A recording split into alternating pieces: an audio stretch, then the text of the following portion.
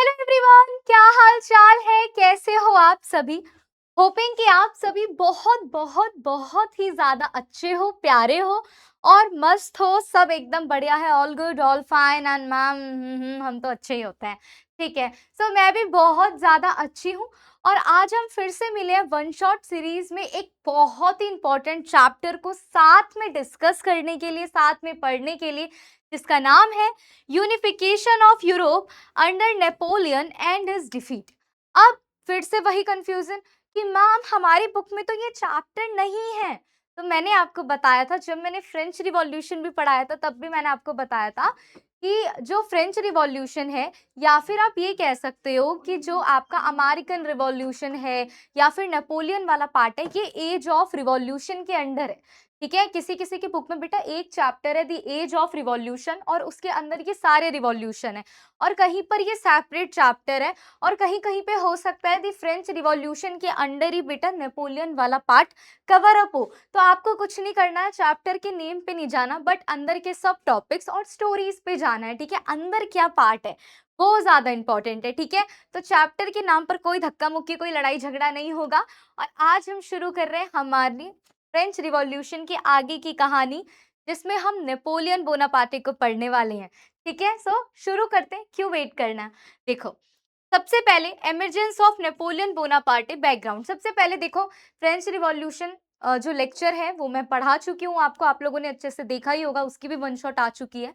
और हो सकता है कि अभी कुछ बच्चों ने ना देखा हो, तो भाई फ्रेंच रिवॉल्यूशन जब खत्म हो रहा था, जब मोनार्की से फ्रांस जो है रिपब्लिक बना। ठीक है, तो ऐसा क्या हुआ कि रिपब्लिक बनने के बाद भी लोगों को नेपोलियन बोनापार्टे को बुलाना पड़ा वापस से। मोनार्की से रिपब्लिक होने के बाद आगे जो भी सिचुएशन है, यानी कि फर्स्ट ऑफ ऑल मैं आपको वो रीजन बताऊंगी जिसकी वजह से नेपोलियन बोनापार्टे को बुलाया गया। देन भाई नेपोलियन की जीत, then height of Napoleon power, कि भैया कितनी पावर की हाइट हो चुकी थी। लेकिन at the end continental system जो बहुत ही ज्यादा इंपॉर्टेंट है, और फिर कि नेपोलियन, भैया नेपोलियन का इतना बड़ा एम्पायर खत्म कैसे हो गया। देखो बहुत सिंपल सी बात है, राजा चाहे कितना भी शक्तिशाली हो, कितना भी ज्यादा मतलब बहुत ही ज्यादा पावर क्यों ना हो, लेकिन अगर अगर वो ज्यादा ज़्यादा बहुत ही ज़्यादा कुछ करता है ना, तो वो नीचे भी आता है। देखो, एक होता है कॉन्फिडेंस, एक होता है ओवर कॉन्फिडेंस, एक होती है कोई नॉर्मल ज़िद, एक होती है फालतू की ज़िद, है ना? तो यही होता है नेपोलियन के साथ कि एक ज़िद, अच्छा खासा सब चल रहा था, आराम से और भी काफ़ी टाइम तक एम्परर ये रह सकता था। लेकिन एक ज़िद कि नहीं भाई, मुझे तो पर्टिकुलर यही कंट्री चाहिए, नहीं मुझे तो पर्टिकुलरली यही कंट्री को जीतना है, और फिर उस कंट्री को हराने के चक्कर में ये भाई साहब खुद हार जाते हैं। हालाँकि इंसान बुरे नहीं थे, इन्होंने बहुत सारे अच्छे-अच्छे काम भी करे हैं। चलो, पढ़ते हैं इनकी कहानी। हाँ, हाँ, काफ़ी अच्छे हैं, स्मार्ट दिखते हैं, एकदम गोरे-चिट्टे हैं, है ना? एकदम बढ़िया हैं। ठीक है, तो ये नेपोलियन की कहानी है, नेपोलियन बोनापार्टे की। ठीक है, बहुत ही ज़्यादा अच्छे थे, काफ़ी चीज़ें अच्छी भी करी हैं, लेकिन काफ़ी चीज़ें बुरी भी करी हैं। तो सबसे पहले आज हम क्या पढ़ने वाले हैं, इनकी एक स्टोरी पढ़ने वाले हैं। इनकी क्या पढ़ने वाले हैं? स्टोरी पढ़ने वाले हैं। स्टोरी पढ़ेंगे इनकी, इनको बुलाना क्यों बुलाया, किस लिए बुलाया, क्या रीजंस थे, वो सारी चीजों को समझेंगे। तो थोड़ा सा बैकग्राउंड में चलते हैं, पीछे की कहानी को देखते हैं। तो हुआ क्या था, 1791 में मोनार्की खत्म हो गई थी फ्रांस से, आपको पता है ना, वो सब याद है, वो बताया था, वो याद है वो कि उन्होंने डिक्लेयर कर दिया था फ्रांस का कॉन्स्टिट्यूशन, है ना? बास्टिल जेल को खत्म कर दिया था, बहुत सारी चीजें पढ़ाई थी, कुछ-कुछ याद आ रहा है? हाँ, हाँ, वही, वही, वही। तो हुआ क्या था बेटा, 1791 में फ्रांस में मोनार्की खत्म हो गई थी। मोनार्की खत्म हुई तो फ्रांस क्या बना? France became Republic. फ्रांस क्या बना? रिपब्लिक बना। और जब फ्रांस रिपब्लिक बना तो ऑब्वियसली वहां पर किसी ना किसी टाइप की गवर्नमेंट तो चाहिए थी। तो सबसे पहले आती है बेटा, ओ ये पीछे कलाकारी कैसे हो रही है? हम्म तो सबसे पहले आई थी बेटा आपकी प्रोविजनल गवर्नमेंट, यानी मैंने यहाँ पर लिखा भी है बोथ फेल्ड। ठीक है, तो सबसे पहले आई थी आपकी प्रोविजनल गवर्नमेंट 1792 में। इसमें बहुत सारे रिच पीपल थे, अमीर लोगों की सरकार जिसे कहा गया। ठीक है, तो सबसे पहले ये आई थी। भाई ये अच्छे से एडमिनिस्ट्रेशन को नहीं संभाल पाई, इनके अंदर वो कैपेबिलिटी नहीं थी कि ये फ्रांस को, उनके एडमिनिस्ट्रेशन को, और उस टाइम पर तो इतनी ज्यादा इंस्टेबिलिटी थी, तो वो सारी चीजों को ये नहीं संभाल पा रहे थे। इसके बाद बेटा जब 1792 में प्रोविजनल गवर्नमेंट अच्छे से काम नहीं कर पाई, तो देन आई 1793 में किसकी? जैकोबिन्स की सरकार, ठीक है, जिसे हम रीजन ऑफ टेरर भी कहते हैं, या फिर आप ये कह लो इसके जो लीडर थे मैक्सिमिलियन, उनकी सरकार। सब उनके नाम से भी डरते थे। क्यों? ये भी 1 साल तक रही, लेकिन भाई ये गवर्नमेंट भी फेल हो गई। क्यों? क्योंकि मैंने आपको बताया था इन्होंने कौन-सी पॉलिसी अपनाई थी? गुलिटन की पॉलिसी अपनाई थी। गुलिटन मतलब कि जो भी बेटा मोनार्की की बात कर रहा है या राजा को सपोर्ट कर रहा है, ये सीधा उन्हें मार दिया करता था। जो जैकोबिन्स का लीडर था मैक्सिमिलियन, वो उन लोगों को डायरेक्ट मार दिया करता था जो मोनार्की की बात करते थे या राजा की बात करते थे या वो डेमोक्रेसी के अगेंस्ट थे, तो उनको ये मार दिया करता था। अब ये सारी चीजें चल रही थी, ये सारी चल रही थी चीजें, ठीक है। ऊपर से फ्रेंच रिवॉल्यूशन में 3 बड़े आइडियाज निकल कर आए थे हमारे सामने, इक्वालिटी, फ्रेटर्निटी, ठीक है, लिबर्टी। तो लोगों को अब अपने राइट्स का ख्याल भी था, उन्हें पता था कि ये सरकार अच्छे से काम ही नहीं कर रही है, तो बार बार ये सरकार क्या हो रही है बेटा, खत्म हो रही है, फेल हो गई है दोनों गवर्नमेंट। अब उसके बाद क्या हुआ बेटा, थर्ड आई, जब भाई रिच पीपल की फेल हो गई, पुअर पीपल की फेल हो गई, तो मिडिल क्लास ने सोचा मैं कैसे पीछे रहूं। तो नेक्स्ट गवर्नमेंट आती है डायरेक्टरी ऑफ 5 पीपल, जो कि बेटा मिलिट्री पावर पर डिपेंड होती है, पूरी की पूरी मिलिट्री पावर पर डिपेंड होती है। ये भी पॉलिटिकल इंस्टेबिलिटी को नहीं संभाल पा रही थी, एडमिनिस्ट्रेशन को अच्छे से नहीं चलवा पा रहे थे। तो इन्होंने क्या किया, एट द एंड उस टाइम मिलिट्री के जो लीडर थे नेपोलियन बोनापार्टे, इन्हें बुला लिया कि भाई आप आ जाओ और अब आप आके फ्रांस को थोड़ा सा संभालो, हम आपको बुला रहे हैं, ठीक है। तो इस तरीके से बेटा नेपोलियन की एंट्री हुई थी, ये मैंने आपको फ्रेंच रिवॉल्यूशन के एंड में भी बताया था। अब 1804 में नेपोलियन ने खुद को क्या डिक्लेयर किया बेटा, एम्परर ऑफ फ्रांस, कि मैं क्या हूं, फ्रांस का एम्परर हूं, मैं ही फ्रांस का राजा हूं, ठीक है। बेटा ये बहुत ही ज्यादा ब्रिलियंट था, ठीक है। फ्रेंच रिवॉल्यूशन के जो आइडियाज थे, ठीक है, इसने उन आइडियाज को कभी खत्म नहीं किया बल्कि स्प्रेड ही किया। ये बहुत ज्यादा इन चीजों से प्रभावित था, इसे बहुत ज्यादा, बहुत ब्रिलियंट था। इसके अंदर वो कैपेबिलिटी थी कि हाँ मैं एडमिनिस्ट्रेशन को कैसे संभालूं, कैसे अपने फ्रांस को आगे तक लेके जा सकता हूँ, इसको ये सारी चीजें पता थी। यहाँ पर एक वर्ड है मेरिटोक्रेसी। मेरिटोक्रेसी मतलब यही होता है बेटा, एक टैलेंटेड पर्सन, ठीक है, एक प्रतिभाशाली इंसान जिसके अंदर कोई ना कोई स्किल हो, कोई टैलेंट हो। तो इसके अंदर ये स्किल थी। देखो, एक तो मिलिट्री पावर, ठीक है, उनका लीडर उस टाइम पर ये एक पर्सन था वहां का, इसको मिलिट्री पावर्स का पूरी नॉलेज थी। इसके अलावा इसके पास बेटा वो टैलेंट था, वो स्किल थी, जिसके अकॉर्डिंग ये क्या कर सकता था, इसे पता था कि फ्रांस को उस टाइम पर कैसे संभालना है, एडमिनिस्ट्रेशन सिस्टम को कैसे ठीक करना है, ठीक है। तो ये ऐसे काम कर रहा था। और इसकी नेपोलियन की हाइट ऑफ पावर, यानी कि हाइट, ये हाइट नहीं, हाइट मतलब कि ऊंचाई, एकदम पावर इतनी ज्यादा ऊंचाई पर पहुंच गई, इतनी ज्यादा पावर इसके पास आ गई कि नेपोलियन ने बेटा 70 मिलियन लोगों को रूल किया है, 70 मिलियन लोगों को रूल किया है। ऐसे भी काउंट करोगे तो नहीं होगा, ठीक है। तो बहुत रूल किया है। देखो, नेपोलियन बोनापार्टे, अब थोड़ा सा इनकी लाइफ के बारे में जान लेते हैं। नेपोलियन बोनापार्टे, इन्होंने बेटा यूरोप को डोमिनेट किया 1799 से 1815 तक, यानी कि 16 साल इन्होंने क्या किया है, फ्रांस पर बेटा रूल किया है, ठीक है। He preserve what was beneficial in the revolutionary programme. बेटा इन्होंने ये सब प्रिजर्व किया था कि जो भी ये रिवॉल्यूशनरी प्रोग्राम चल रहा है, यहाँ पर क्या इम्पैक्टफुल था, क्या नहीं था, कैसी सारी चीजें थी, और उन सारी चीजों को संभाला। जैसे कि इन्होंने फ्रेटर्निटी, लिबर्टी और इक्वेलिटी, तीनों आइडियाज को कभी खत्म नहीं होने दिया बल्कि बढ़ाया, ठीक है। नेपोलियन का जन्म बेटा 1769 में हुआ था, मेडिटेरियन आइलैंड ऑफ कॉर्सिका, ठीक है, यहाँ पर इनका क्या हुआ था, जन्म हुआ था। उसके बाद ये मिलिट्री स्कूल गए फ्रांस की, वहां पर इन्होंने एक रॉयल स्कॉलरशिप मिली और इनके टैलेंट को देखकर, ठीक है, इन्हें मिलिट्री में भी बहुत अच्छी पोजीशन ऑफर हुई, बहुत अच्छी पोजीशन पर थे ये मिलिट्री पावर पे, तभी तो इन्हें बुलाया गया था वहां से, है ना। Then Napoleon came into power, military skill plus administration capability. देखो नेपोलियन पावर में क्यों आया, पहला पॉइंट कि भाई उसके पास मिलिट्री स्किल्स थी, ठीक है। जब वो मिलिट्री में इतनी अच्छी पोजीशन पे था, तो इसका मतलब क्या, टैलेंटेड था ऑब्वियसली, उसके पास वो सारी के सारे मिलिट्री स्किल्स थी, ठीक है, जो एक राजा को या जो एक रूलर को चाहिए होती है। इसके अलावा नेपोलियन के अंदर बेटा वो एडमिनिस्ट्रेशन कैपेबिलिटी थी, ठीक है। नेपोलियन के अंदर वो एडमिनिस्ट्रेशन कैपेबिलिटी थी, उसे पता था कि किस तरीके से उस पूरे के पूरे एडमिनिस्ट्रेशन को संभालना है, किस तरीके से फ्रांस को रूल करना है। तो ये बहुत अच्छी बात थी, ठीक है। देन बेटा फ्रेंच रिवॉल्यूशन में जो 3 आइडियाज हमारे सामने आए, मैं बार बार कहती हूँ कि फ्रांस फ्रांस ने ही पूरे वर्ल्ड को ये 3 आइडियाज़ दिए हैं, लिबर्टी, इक्वालिटी और फ्रेटर्निटी।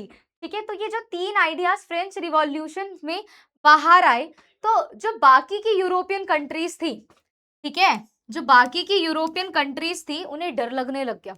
उन्हें लगा यार जब फ्रांस एक रिपब्लिक बन सकता है, फ्रांस में जब लोग हैं, वो लोग जब किसकी बातें कर रहे हैं, इक्वालिटी की बात कर रहे हैं, लिबर्टी, आज़ादी की बात कर रहे हैं, फ्रेटर्निटी, ब्रदरहुड की बात कर रहे हैं, भाईचारे की बात कर रहे हैं, तो हमारी जो कंट्री है, जो हमारा देश है, वो भी तो बोल सकता है कि भाई मोनार्की को खत्म करो। तो अब जो बाकी की यूरोपियन कंट्रीज़ थी बेटा, वो डरने लग गई। उन्हें लगा कि अब ऐसा ना हो कि मोनार्की हर जगह से ही खत्म हो जाए। मोनार्की पता है ना, किंग्स रूल, जहाँ पर राजा का शासन होता है, जहाँ पर राजा लीड करता है ना? होता है ना? ये बहुत आपने ये सुना भी होगा कि जब फ्रांस छींकता है तो पूरे यूरोप को सर्दी-जुकाम हो जाता है। तो यहीं पे ये लोग डर रहे थे। ये लोग डर रहे थे कि फ्रांस में ये तीनों आइडियाज़ आ चुके हैं, ऐसा तो नहीं है अब इसका इम्पैक्ट बाकी यूरोपियन कंट्रीज़ में देखने को मिलेगा। और ऐसा तो नहीं होगा कि जो बाकी हमारे देश के लोग हैं वो भी राजा को हटाने की बात करने लग जाए। तो उस टाइम पर ये बाकी यूरोपियन कंट्रीज़ इस बात से भी बेटा बहुत, बहुत, बहुत ही ज़्यादा डर रही थी। ठीक है? अब इसका आउटकम ये निकला, अब भाई इस डर का, ये जो डर होता है ना, डर, ये डर कुछ करवा ही देता है, राइट? तो यही हुआ। इस डर का आउटकम ये निकला कि स्पेन, पोर्चुगल, होलैंड, ब्रिटेन और ऑस्ट्रिया, ठीक है? इन सब ने मिलकर क्या किया बेटा, 1793 में कॉन्फेडरेशन ऑफ पावर बना लिया। कॉन्फेडरेशन ऑफ पावर का मतलब कि अब हम सब एक हैं, ठीक है?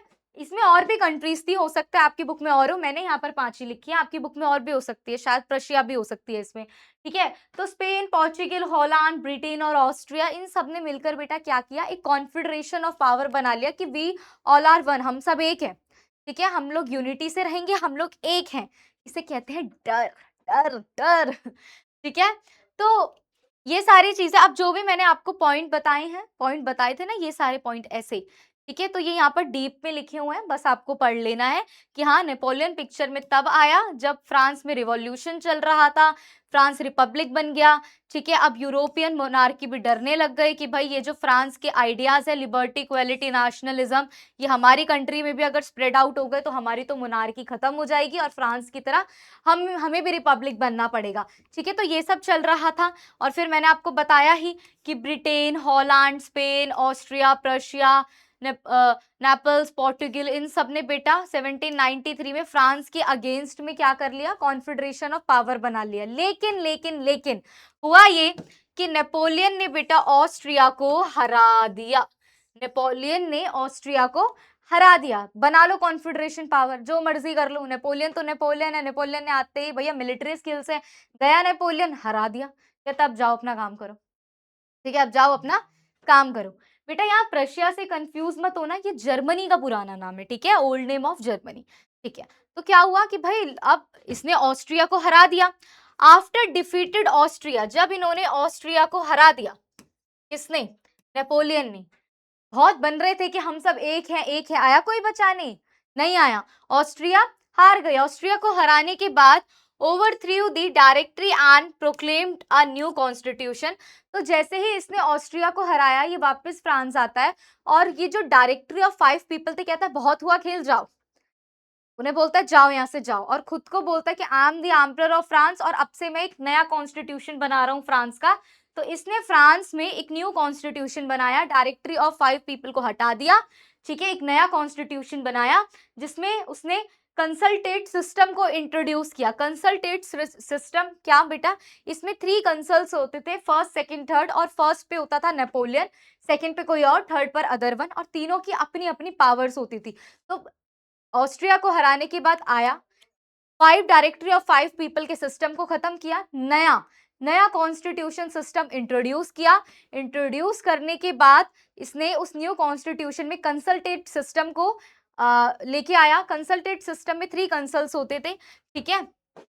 क्या होते थे? 3 कंसल्स होते थे। There were 3 consuls and Napoleon was the first consul, the most important position. तो जब इसने ये कंसल्टेट सिस्टम को इंट्रोड्यूस किया और बोला इसमें 3 कंसल्स होंगे और पहले में इसने खुद को रखा, यानी कि first consul is equal to Napoleon, first consul में इसने खुद को रखा और खुद को सबसे ज्यादा पावर दी, क्योंकि फर्स्ट कंसल की पोजीशन बहुत ही इंपॉर्टेंट थी, ठीक है। और 1804 में इसने ना खुद को क्या बोल दिया कि I am the emperor of France, कि आज से मैं ही फ्रांस का क्या हूँ, राजा हूँ। देखा, यही तो था खेल की शुरुआत। अब देखो तुम आगे आगे होता है क्या, पिक्चर अभी बाकी है मेरे दोस्त, है ना। तो यही हुआ, ये सारी चीजें हुई, चलो कोई बात नहीं।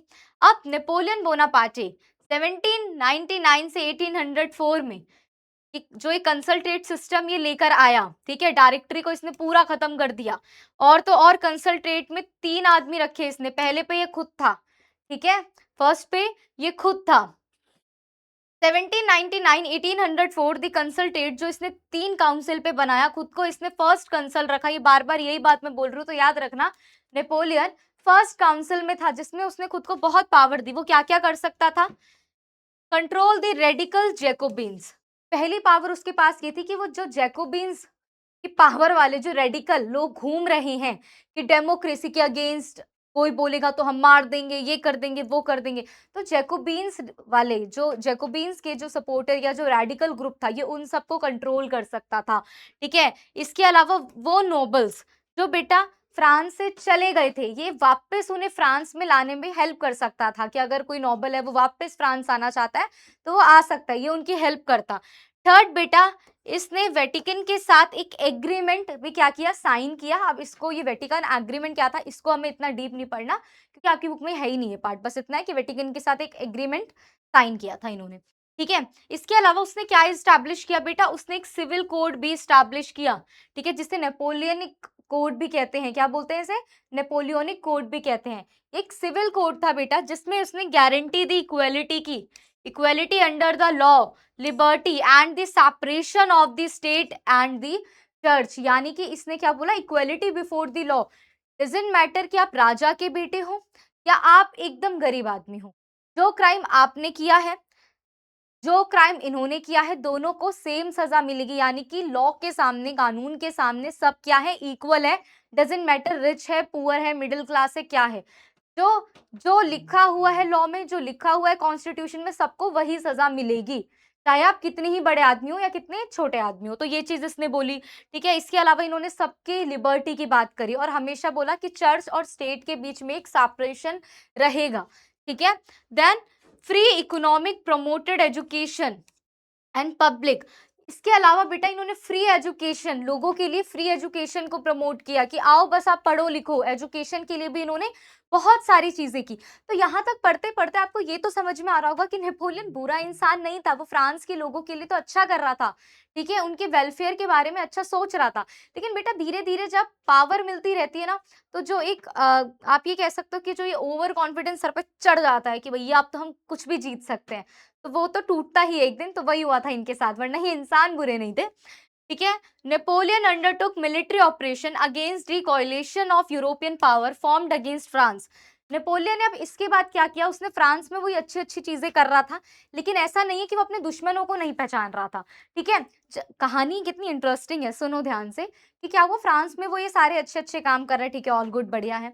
अब क्या हुआ उसके बाद कि उसने ये देखा, उसने मिलिट्री ऑपरेशन शुरू करे किसके अगेंस्ट में, जो भी यूरोपियन पावर उसके साथ के अगेंस्ट में खड़ी थी, था ना कि हम तो कॉन्फेडरेशन ऑफ पावर हैं, हम तो फ्रांस के अगेंस्ट हैं, तो उन सब के ऊपर इसने क्या शुरू किया बेटा, मिलिट्री ऑपरेशन करना शुरू कर दिया, ठीक है। इसके अलावा बेटा जब मिलिट्री ऑपरेशन किए, जब उन पर हमला किया, तो इसने इटली, ऑस्ट्रिया, स्पेन, हॉलैंड और जर्मनी को जीत लिया।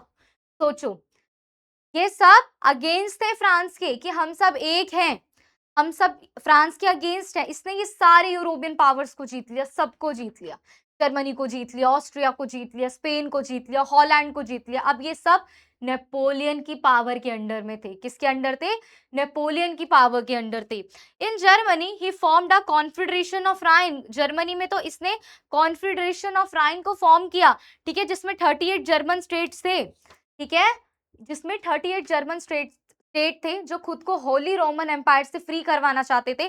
तो इसने कॉन्फेडरेशन ऑफ राइन फॉर्म किया और उन 38 स्टेट्स को जो रोमन एम्पायर से निकलना चाहते थे उन्हें निकाला और बोला अब से तुम मेरे अंडर हो, इनसे दूर हो। तो ये जीत पे जीत बहुत अच्छा सब चल रहा था, लेकिन एट द एंड क्या होता है 1807 all the major power except Britain had come under his domination। तो हुआ ये कि 1807 तक 1807 तक बहुत सारी यूरोपियन पावर इसके डोमिनेट में आ गई, इसके अंडर आ गई, बट एक को छोड़ के, वो था ब्रिटेन। और अब ये ब्रिटेन ही इसको डुबोएगा। ठीक है, क्या हुआ कि इसको ये लग रहा था कि यार ब्रिटेन ना तो मेरा फ्रेंड बन रहा है ना मेरा दुश्मन बन रहा है, मतलब मेरा दुश्मन ही बन रहा है, मेरे को इसे जीतना है। कोई जीत, अब मैं कुछ जीतू ना जीतू, ब्रिटेन को मुझे जरूर हराना है। तो ये सारे दिमाग में इसकी चीजें चल रही थी। तो इन्होंने क्या किया, इन्होंने बेटा treaty of Tilsit, Alexander one the czar of Russia. Czar क्या होता है बेटा, सिजार मतलब होता है किंग। ठीक है, सिजार मतलब होता है किंग। यहाँ पर बस ये वर्ड लिखा है, वर्ड आपको पता होना चाहिए। ठीक है, तो फिर क्या हुआ बेटा, इन्होंने बेटा ट्रिटी ऑफ तिलसित साइन की। ठीक है, रशिया के किंग के साथ, एलेक्जेंडर वन के साथ। ठीक है, जिसमें जो ये रशिया का किंग था उसने कॉन्टिनेंटल सिस्टम को एक्सेप्ट कर लिया कि ठीक है मैं कॉन्टिनेंटल सिस्टम, अभी कॉन्टिनेंटल सिस्टम क्या है आगे बताती हूँ। तो इसने कॉन्टिनेंटल सिस्टम को, ठीक है, इस एलेक्जेंडर वन ने कॉन्टिनेंटल सिस्टम को बेटा एक्सेप्ट कर लिया और बोला कि ठीक है अब मैं तुम्हारी हेल्प करूंगा अगेंस्ट द इंग्लैंड। नेपोलियन ने बेटा और भी जो पॉप है, पॉप की टेरिटरी, इन सबको भी बोला, लेकिन पॉप ने मना कर दिया कि भैया हमें इन सब में मत घसीटो।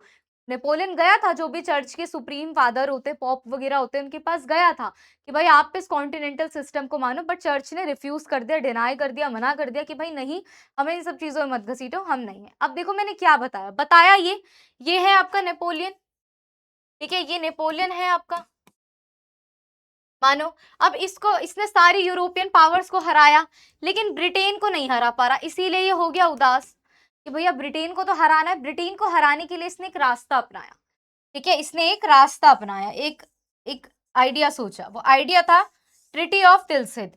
ठीक है, जो इसने साइन की बेटा रशिया के किंग एलेक्जेंडर वन के साथ। ठीक है, जिसमें इसने ट्रिटी ऑफ तिलसित में इसने कॉन्टिनेंटल सिस्टम को बोला कि आपको कॉन्टिनेंटल सिस्टम को फॉलो करना है, और रशिया के किंग ने क्या कर दिया, एक्सेप्ट भी कर लिया कि ठीक है मैं कॉन्टिनेंटल सिस्टम को एक्सेप्ट करता हूं।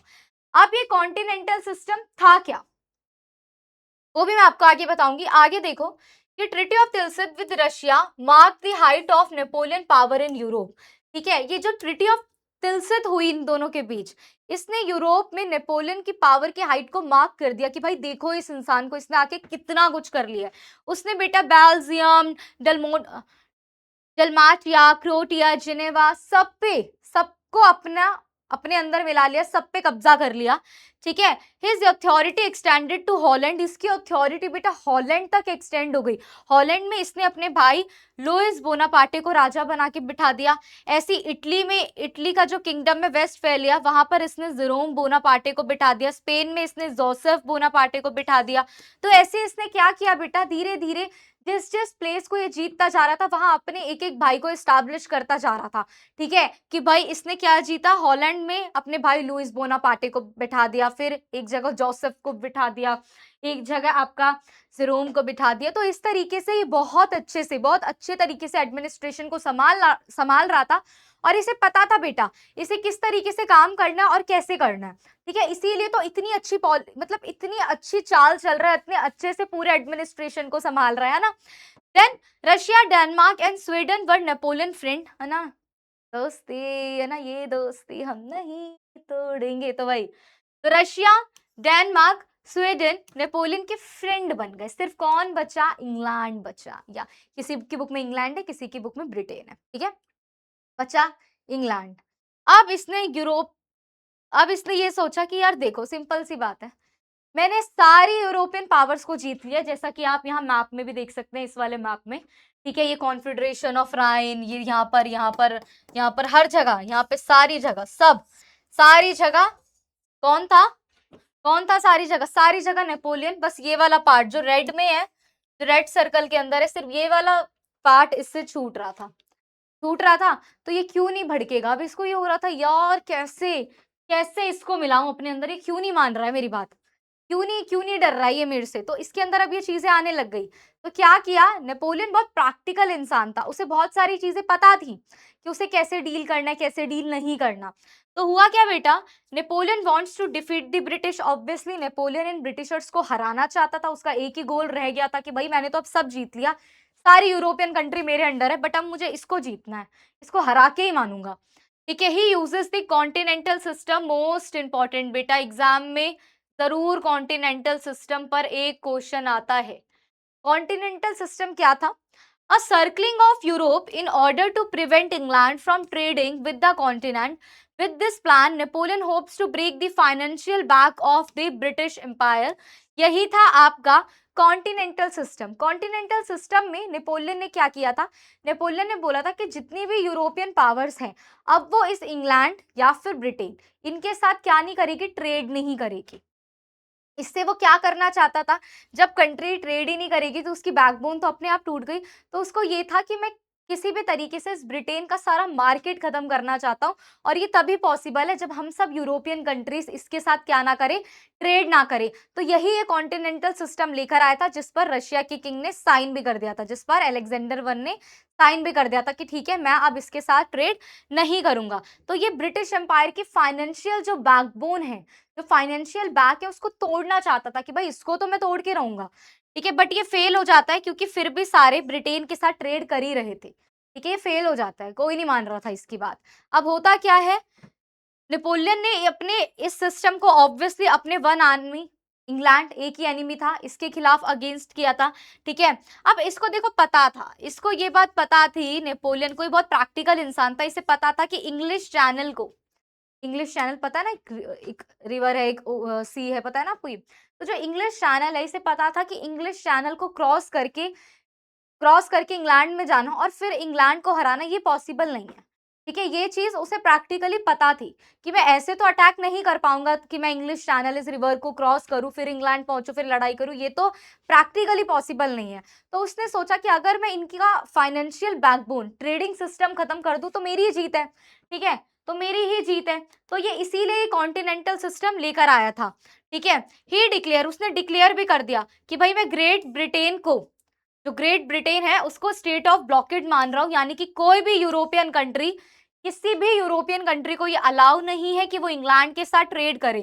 ठीक है, कोई भी वेसल, कोई भी भाई वेसल, कोई भी बर्तन, कोई भी सामान जो है वो डायरेक्टली इंग्लैंड से नहीं आना चाहिए। ठीक है, और अगर आया तो फिर आप देखो मैं क्या करता हूँ। ठीक है, धमकी वमकी दे दी अपना और बोल दिया कि भैया आप जो भी यूरोपियन कंट्री फ्रेंच कंट्रोल के अंडर है, उन्हें ये बिल्कुल भी अलाउ नहीं है कि आप ब्रिटेन के साथ क्या करो, ट्रेड करो। और बेटा यही था आपका continental system, this system is called the continental system. लेकिन हुआ क्या इस कॉन्टिनेंटल सिस्टम में, कोई नेपोलियन की बात माने उससे पहले ही इंडस्ट्रियल रिवॉल्यूशन हो गया इंग्लैंड में। जब इंग्लैंड में बेटा इंडस्ट्रियल रिवॉल्यूशन हो गया, तो भाई जितनी भी यूरोपियन कंट्रीज थी बेटा, ये इंग्लैंड पर डिपेंड हो गई अपनी नेसेसरी कमोडिटीज के लिए, यानी कि जो डेली लाइफ की जितनी भी चीजें हैं, ये सारी की सारी यूरोपियन कंट्री इंग्लैंड पर डिपेंड हो गई। तो अब कैसे इस कॉन्टिनेंटल सिस्टम को फॉलो किया जाए? बहुत नॉर्मल सी बात है। कैसे कर लोगे आप इस कॉन्टिनेंटल सिस्टम को फॉलो, जब आप अपनी डेली नीड्स के लिए, अपनी नेसेसरी वाली चीजों के लिए ही इंग्लैंड पर डिपेंड हो गए और इंग्लैंड में इंडस्ट्रियल रिवॉल्यूशन हो गया, तो आप कैसे इसको नहीं मानोगे? तो therefore these countries were naturally displeased with Napoleon and they discarded the continental system. तो भाई इस रीजन की वजह से अब ये कंट्रीज नेपोलियन की बात मान ही नहीं सकती थी। ठीक है, और उन्होंने इस कॉन्टिनेंटल सिस्टम को मानने से डिसएग्री कर दिया, क्योंकि भाई मैं नहीं मान सकती, हमें तो ट्रेड अप करना ही पड़ेगा, वहां पर इंडस्ट्रियल रिवॉल्यूशन हो गया, हमें जरूरत है वहां की चीजों की। ठीक है, Napoleon declare war against those who violated the continental system, thus the system was partly responsible for Napoleon downfall. जब इन कंट्रीज ने नेपोलियन को मना करा कि हम नहीं मानते आपका कॉन्टिनेंटल सिस्टम, और इस सिस्टम से वो डिसएग्री हो जाते, तो नेपोलियन को गुस्सा आता है और वो डिक्लेयर कर देता है कि भाई मैं इन सब के खिलाफ, इन सब से अब लड़ाई करूंगा, अब इन सबको बताता हूँ कि मैं कौन हूँ। ठीक है, और यही वॉर जो उसने छेड़ दी, यही नेपोलियन के डाउनफॉल का सबसे बड़ा रीजन बनी। क्या बनी? सबसे बड़ा रीजन बनी। हम्म, देखो देखो देखो क्या डिक्लाइन ऑफ नेपोलियन एम्पायर क्यों खत्म हुआ, किस लिए, किस वजह से, क्या क्या चीजें हुई, देखो। सबसे पहले पेनिनसुलर वॉर हुई, जिसे हम स्पैनिश अल्सर भी कहते हैं। Then Napoleon ruined Portugal to deprive England harbors, marched towards Spain, made his brother as king. Strong feeling of nationalism developed Spanish people. First serious opposition on land to Napoleon. French army occupied in Peninsula at time when Napoleon needed. हुआ क्या था, Portugal ने जब बेटा deny कर दिया, देखो ये तो शॉर्ट पॉइंट्स है, मैं आपको बताती हूँ हुआ क्या था। पोर्चुगल ने मना कर दिया कि हम अब कॉन्टिनेंटल सिस्टम को नहीं मानेंगे, ठीक है। तो क्या हुआ, नेपोलियन को गुस्सा आया, ठीक है, और उसको ये था कि भाई मैं पोर्चुगल को खत्म कर दूंगा स्पेन की हेल्प लेकर, ठीक है, कि स्पेन में उसका भाई बिठाया हुआ था इसने, तो कहा कि अब मैं इसको खत्म कर दूंगा, ठीक है भैया कर दे खत्म। क्या हुआ, ये गया, march toward Spain, made his brother as king, भाई स्पेन की तरफ गया, अपने भाई को वहां पर राजा बना दिया, स्पेन में इसका भाई तो बैठा हुआ था, है ना, तो राजा बना दिया, ठीक है। अब स्पेनिश पीपल के अंदर बेटा नेशनलिज्म की स्ट्रॉन्ग फीलिंग जग गई कि भाई हम क्यों किसी के अंडर रहे, ठीक है, हम क्यों किसी के अंडर रहे। तो वहां पर नेपोलियन के खिलाफ पहला सीरियस, जो आप कहते हो ना, पहला सीरियस अपोजिशन देखने को मिला, ठीक है। नेपोलियन बुलाना चाहता था कि भाई यहाँ पर मेरे खिलाफ सीरियस ऑपरेशन हो रहा है, वो फ्रेंच आर्मी को बुलाना चाहता था स्पेन में, लेकिन फ्रेंच आर्मी तो पेनिनसुलर वॉर में वहां थी, इंक्लूड थी, ऑक्यूपाई थी, तो वो नहीं आ पाई। तो यही चीज होती है, ठीक है। क्या होता है, ध्यान से अब इन लॉन्ग पॉइंट्स में समझेंगे कि पोर्टुगल ने जब डिनाई कर दिया था कॉन्टिनेंटल सिस्टम को, तो नेपोलियन को एक जिद चढ़ गई थी कि अब मैं सबको खत्म करूंगा। तो सबसे पहले उसने क्या किया बेटा, स्पेन को हराया, और हराने के बाद अपने जोसेफ, अपने भाई जोसेफ बोनापार्टे को वहां पर बिठा दिया था, ठीक है। लेकिन वहां के लोगों के अंदर बेटा, स्पैनिश पीपल जो थे, उनके अंदर नेशनलिज्म की फीलिंग एमर्ज हुई, उन्हें इस पर बहुत गुस्सा आया कि क्या मजाक है कि कभी आते हो हराते हो, कभी कुछ करते हो, कभी कुछ करते हो, ये क्या मजाक है। तो वो एग्री हो जाते हैं और नेपोलियन के अगेंस्ट वहां के लोग मिलकर वॉर डिक्लेयर कर देते हैं, ठीक है। ब्रिटिश आर्मी भी पोर्टुगल पहुंच गई थी स्पैनिश रिवॉल्यूशनरी का वो करने के लिए, उनकी हेल्प करने के लिए, ठीक है, ब्रिटिश आर्मी भी पहुंच गई। नेपोलियन की फोर्सेस बेटा उस समय पर पेनिनसुला पर अटकी पड़ी थी, तो जब नेपोलियन को अपनी आर्मी की नीड थी, कि आर्मी नहीं पहुंच पाई वहां पर, और यही हुआ एट द एंड कि भाई नेपोलियन ने एट द एंड ये डिक्लेयर कर दिया कि भैया ये वॉर में मैं ही हारा हूं ऑब्वियसली, ठीक है। Letter on Napoleon himself accepted that Spanish ulcer has ruined me, कि जो स्पैनिश अल्सर, इसे स्पैनिश अल्सर बोला गया, कि ये मेरे को खत्म कर देगी, बर्बाद कर देगी, और यही चीज हुई भी। लेकिन तब भी नहीं माना, फिर ये चला गया। उस समय ये सारी चीजें चल रही हैं, इसके खिलाफ अब धीरे धीरे लोग हो रहे हैं। देखो ये चीजें बहुत आराम से भी चल सकती थी, सारी यूरोपियन कंट्रीज उसके अंडर ही थी, ब्रिटेन को पाने की जिद ने ही उसे बर्बाद कर दी। इसीलिए कहते हैं किसी चीज को इतनी शिद्दत से पाने की कोशिश नहीं करनी चाहिए, वरना आप खुद खत्म हो जाते हो। देखो नेपोलियन से सीखो, हर जगह रोमांटिक हो जाता है, नहीं। तो यही हुआ कि क्या हुआ कि यार देखो, इसके एक जिद ने कि मुझे इंग्लैंड चाहिए, इंग्लैंड चाहिए, इंग्लैंड चाहिए, जिद ने ही इसे मार दिया, ठीक है। अब प्रशिया में भी रिवॉल्ट हुआ, क्यों हुआ, क्योंकि रशिया में जो सुप्रीम फादर ऑफ होते हैं, जो चर्च होते हैं, चर्च की पॉप के साथ गलत हार्श ट्रीटमेंट विद पॉप, बहुत गलत ट्रीटमेंट हो रहा था। Catholic opposition by Catholic church, nationalism की फीलिंग लोगों के अंदर जग गई, तो वहां पर भी क्या होने लग गया, अब रिवॉल्ट होने लग गया। तो in Prussia to the feeling of nationalism, obviously Prussia में भी यही हुआ कि लोगों के अंदर नेशनलिज्म की फीलिंग आने लग गई, ठीक है। जो प्रशियन आर्मी थी, जो आपके स्टूडेंट थे, इंटेलेक्चुअल्स लोग थे, वो भी नेपोलियन के अगेंस्ट हो गए। नेपोलियन जो पॉप के साथ बहुत हार्श ट्रीटमेंट कर रहा था, इससे जो कैथोलिक्स थे वो अब नेपोलियन को अपना दुश्मन मानने लग गए थे, और फिर प्रशिया के लिए भी अगेंस्ट, प्रशिया भी इसके अगेंस्ट हो गया, ठीक है, वहां से भी इसकी हार हुई। रशिया जो कहता था हाँ मैं तुम्हारा दोस्त हूँ, वो भी इसके खिलाफ हो गया। क्यों, क्योंकि अलेक्जेंडर वन जो किंग था, जिसने ट्रीटी ऑफ तिल्सित साइन की थी, जिसने कॉन्टिनेंटल सिस्टम को सबसे पहले एक्सेप्ट किया था, उसने भी रिफ्यूज कर दिया कि भाई मैं नहीं मान रहा, मैं नहीं मान रहा तुम्हारे सिस्टम को, ठीक है। तो उसके बाद क्या हुआ, नेपोलियन ने 1812 में वहां पर अटैक कर दिया, अटैक कर दिया, ठीक है। क्यों अटैक करा, क्योंकि भाई इसने, रशिया ने अपने पोर्ट्स को ब्रिटिश शिप के लिए ओपन कर दिया था, ओपन कर दिया था, ठीक है, खुला, कि हम तो खुला ट्रेड कर रहे हैं। तो इसने क्या किया था, रशिया ने अपने ब्रिटिश पोर्ट्स को ओपन, अपने, सॉरी, रशिया ने बेटा अपने पोर्ट्स को, जो पोर्ट्स होते हैं ना, उनको ओपन कर दिया था बेटा ब्रिटिश शिप्स के लिए कि हम तो खुला ट्रेड कर रहे हैं, हम नहीं मान रहे तुम्हारी कॉन्टिनेंटल सिस्टम। नेपोलियन को गुस्सा आया, वो 1812 में वहां गया, उस पर अटैक किया। लेकिन जो रशिया का विंटर था, वो वहां की, वो जो आप ये कह सकते हो जो इतनी ज्यादा सर्दी थी, वो नेपोलियन और उसकी जो आर्मी है वो उस चीज को सरवाइव ही नहीं कर पाए उस ठंड में।